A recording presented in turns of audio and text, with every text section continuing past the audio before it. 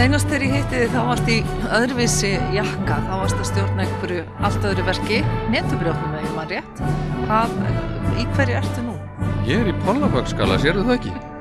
Jú, nú ég búin að sjá það. Ég sér það. Það ég sína þér? Já. Já. Heyrðu, þetta sko hljómsveitastjóri sem getur breytt fyrir ýmis, hvað ég að segja, gerfi? Já, maður kannski segja það. Það allavega stokkið út í ýmis ævintýri. Segðu mér aðeins þetta ævintýri núna, Pollapunk og Sinfóníuhljómsveit Norðurlands. Já, þessi hugmynd kemur frá aðila í stjórn hljómsveitarinnar sem á ung börn, misung, og hann hefur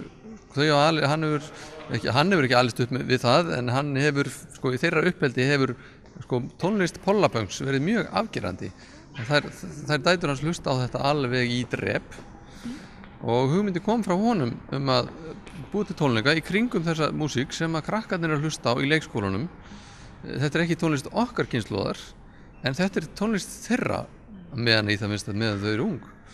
Og við höfum bara samband við þá Pollapunkarana í fyrra og stungum upp á þessu og þeim bara leist mjög vel á þetta, en það eru þeir mikið að vinna með börnum og við erum að gera þessa tónleika. Það er sem Sinfóníuhljómsveit Norðurlands heldur utan verkefnið og er með hljóðfæraleikara frá sér, en uppistaðan í þessu er að það er búið að útsetja Pollapunks músíkina, valin lög fyrir á 300 nemendur tónlistarskólans, börn sem verða hérna á sviðinu með okkur, syngjandi og spilandi. Og þá er komið að þínum þætti í þessu. Hvernig er þetta skipulagt eiginlega? Þetta er heilmikið skipulagning á þessu en bara búið að vera frábærlega skemmtilegt og ekki síst vegna þess að bara krakkarnir eru svo ánægð með þetta. Þetta er búið að hljóma alla ganga, vælubíllinn alveg fram og tilbaka og það er mikið sungið og spilað bara í hverju horni, búið að vera núna alveg 2 vikur bara þessi undirbúningur nánast. Og það eru á lista hjá mér núna 250 krakkar sem verða með í þessu verkefni.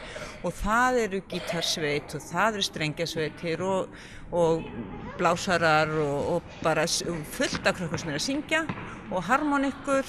Við reynum að hafa þetta sem allra fjölbreyttast og bara sem flest allir geta tekið þátt. Og þetta er allt útsett af kennara skólans sem er Daniel Þorsteinsson. Þannig við höfum hann bara innan búðar og svo ef það var erfitt að þá breytti hann fyrir okkur og lagaði til og þetta er búið að vera alveg algjört ævintýri. Finnurðu að áhugi krakkanna eykst við svona verkefni?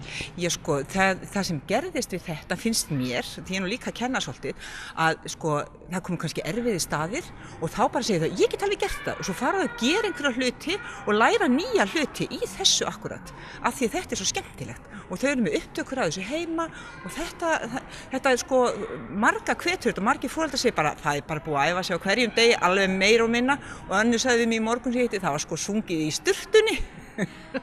Þannig þetta er sko bara ótrúlega gaman. En hvernig ætlar að koma þeim öllum fyrir? Það er eitthvað gott fólk sem sér að gera það held ég.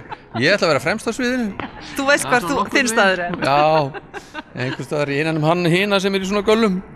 Er meiningin að það verða allir í svona göllum? Allir? Já. Nei, það er bara sumir sem fá að vera í svona galla sko. Segja það sko. En vísu þetta fá þú held ég í Hagkaup og hinga á þangað en ekki í öllu stærðum sko. En hvenær ætlið þið að leyfa okkur hinum að hlusta? Það er á sumardaginn fyrsta, upplagt á sumardaginn fyrsta, þá gerir maður eitthvað sem tengist börnunum. Þá fyrir maður að hlusta á Pollapunk. Og það er mjög gaman að því sko að þegar að svo kom þessi Pollapunksbylgja í vetur þegar þeir fóru í Eurovision. Ég hefði mjög gaman að því sko að þeir skildu vera með lag sem heitir Engir fordómar. Að því eitt uppáhaldslagið mitt sko, það sem ég skipta máli í sambandi við þetta er ekki bara það að krakkarnir þekkja þessi lög, heldur vegna þess að textarnir sem þeir eru með og þessi lög er ekki bara eitthvað, en þeir eru allir mjög skemmtilegir og þeir eru svona mikil húmor í þeim, en það er meðal annars fordóma og ýmislegt annað sem að tengist bara veruleika barnanna og það er lag sem að heitir Þór og Jón eru hjón, síðan kemur upptalning á alls kyns fólki sem er ekki eins og allir. Og svo er sungið, já, það fæðast nú allir með sko hreint blað, en sumir bara lendi því að þetta er drulluboll.